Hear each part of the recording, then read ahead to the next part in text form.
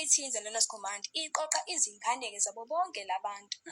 Lana nje kukhona kwi-MK Teens currently there are a lot of teenagers abazali babo they work in the parliament bakwi-ANC.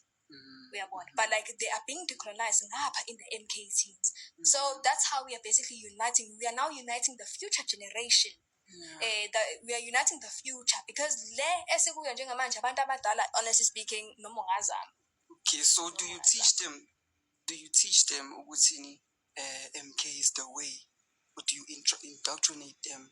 Believe in the system that you believe in, or is it a matter of let's educate, let's help them find their own way, let's help them choose their leader?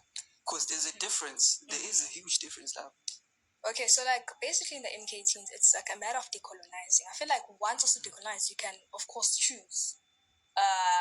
Okokuqala nje into ozobe sikwenza usukhetha kumkhonto esizwe ukuthi iwona okudecolonizile, iwona okulekelekile. So as much as MK Teens, I wouldn't say siyakhankasa as much as amanye ama-movements under the Mkhonto Sizwe Party, but now ingane igcine kube sekuyiyona basically ama-changes gcina sekuyiwona aseyikhethelayo ukuthi because they decolonize me, of course shuthi ibona ba-right. So it's a matter of that, not, I wouldn't say it's indoctrination. Ngoba uma sikhuluma indoctrination songena nakwi-Christianity ukuthi nayo phela ikulanda Sunday school ikulanda Sunday school uzolokhu uyi-Christian uzuve ulandwe Sunday school usana 5. So it's a matter of that. We decolonize the teenagers. So like basically our parents are wrong. No, I or the future.